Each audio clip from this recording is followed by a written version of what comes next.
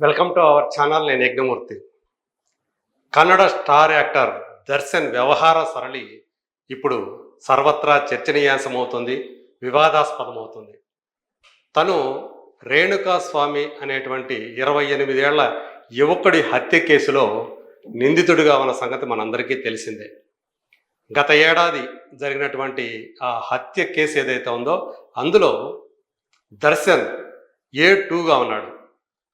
అతని స్నేహితురాలైనటువంటి కన్నడ నటి పవిత్ర గౌడ A1 నిందితురాలుగా ఆ కేసులో ఉన్నారు.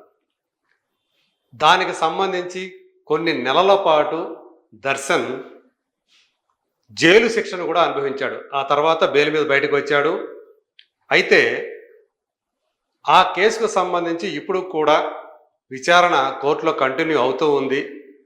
ఈ నెల 8వ తేదీ జరిగినటువంటి కోర్టు విచారణకు దర్శన్ డొమ్మా కొట్టేశాడు. దానికి కారణం ఆయన లాయర్ ఏం చెప్పాడంటే, దర్శన్ తీవ్రమైనటువంటి నడుం నొప్పితో బాధపడుతున్నాడు, అందువల్ల కోర్టుకి హాజరు కాలేకపోతున్నాడు అని చెప్పి న్యాయవాది చెప్పాడు. దీని మీద న్యాయమూర్తి కొంచెం ఆగ్రహాన్ని కూడా వ్యక్తం చేశారు. ఇలా విచారణకు డుమ్మా కొడితే లాభం లేదు, ఖచ్చితంగా తను నెక్స్ట్ టైం విచారణకైనా సరే హీరింగ్కైనా సరే హాజరు కావాలి. మే 20వ తేదీ నెక్స్ట్ విచారణ ఉంటుంది, అప్పుడు దర్శనం ఖచ్చితంగా రావాలి అని ఆయన ఆదేశాలు కూడా జారీ చేశాడు.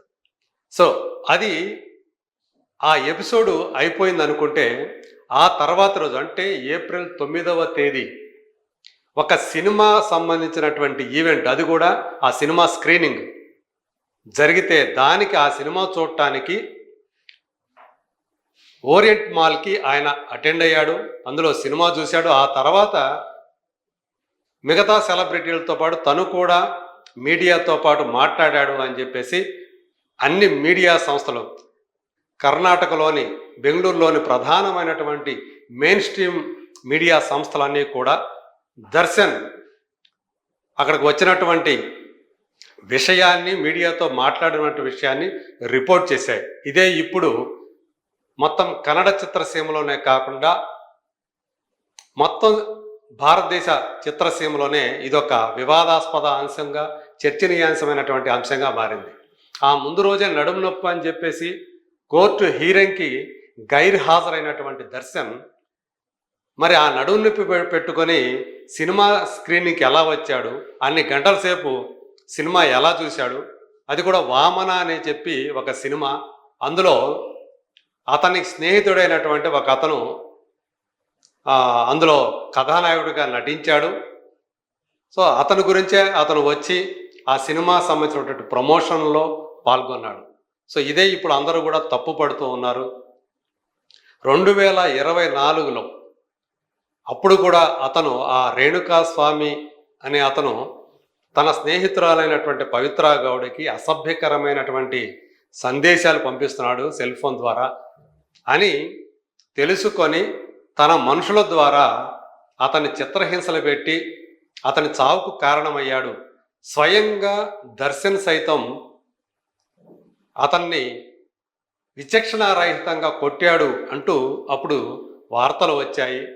సో అందుకు సంబంధించి ఆయన మీద కేసు దాఖలైంది.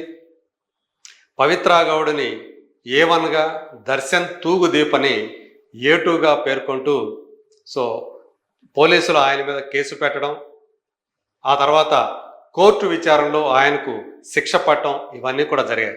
సో ఇప్పుడు ఆయన బెయిల్ మీద ఉండి విచారణను తప్పించుకోవడానికి ప్రయత్నాలు చేస్తున్నాడంటూ తీవ్రమైనటువంటి విమర్శలు వస్తూ ఉన్నాయి.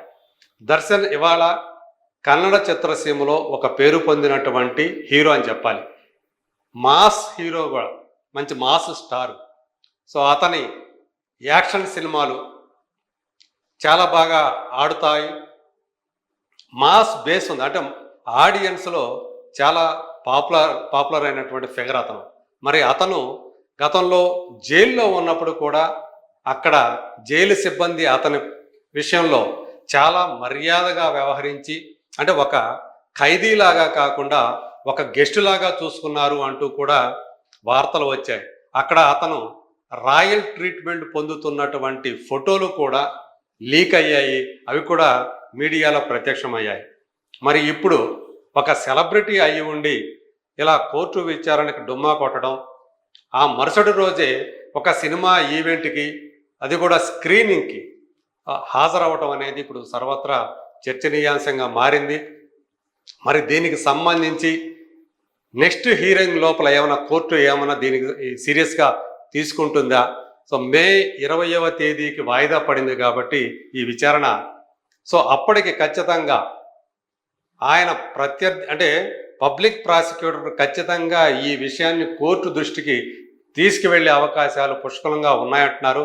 మరి దీనిపై న్యాయమూర్తి ఎలాంటి చర్య తీసుకుంటారు, ఏమని దానికి సమాధానం చెప్తాడు దర్శన్ అని అందరూ కూడా ఆసక్తిగా ఎదురు చూస్తూ ఉన్నారు. సో మరోవైపు ఈ రేణుకాస్వామి హత్యకు సంబంధించినటువంటి కేసు పురోగతి ఎలా ఉంది అని కూడా చాలామంది ఆరాధిస్తూ ఉన్నారు. ఆ కేసుకు సంబంధించి దర్శన్ని నిరపరాధిగా, నిర్దోషిగా బయటకు తీసుకురావడానికి అన్ని ప్రయత్నాలు జరుగుతున్నాయనేటువంటి విమర్శలు, ఆరోపణలు వస్తూ ఉన్నాయి. ఆ కేసుని నీరు కార్చే ప్రయత్నాలు జరుగుతూ ఉన్నాయని కూడా ఆరోపణలు వెల్లువెత్తుతూ ఉన్నాయి. సో రాబోయే రోజుల్లో ఈ కేసు ఏమవుతుంది, ఏంటి, వీగిపోతుందా, అసలు దోషులు శిక్ష పడుతుందా, ఒకవేళ దర్శను లేదా పవిత్ర గౌడ్ దోషులు కాకపోతే మరి అసలైన దోషులు ఎవరు? తన ఫ్యాన్ ఏవైతే ఉంటాయో, ఫ్యాన్ క్లబ్స్ ఏవైతే ఉంటాయో, అభిమాన సంఘాలు ఏవైతే ఉంటాయో, ఆ అభిమాన సంఘాల నాయకుల చేతే దర్శన్ ఈ పని చేయించాడు అంటూ వార్తలు వచ్చాయి. పేర్లతో సహా ఎవరైతే ఆ ఇన్సిడెంట్లో పాల్గొన్నారో వాళ్ళ పేర్లతో సహా బయటకు వచ్చాయి. మరి వాళ్ళు దోషులుగా తేలి వాళ్ళకి మాత్రమే శిక్షలు పడతాయా? దర్శన్ అలాగే పవిత్ర కూడా మరి వాళ్ళ విషయం ఏమవుతుంది? సో ఈ కేసు ఎలాంటి పురోగతి సాధిస్తుంది, ఏమవుతుంది అనేది ఇప్పుడు చాలామంది చర్చించుకుంటున్నారు.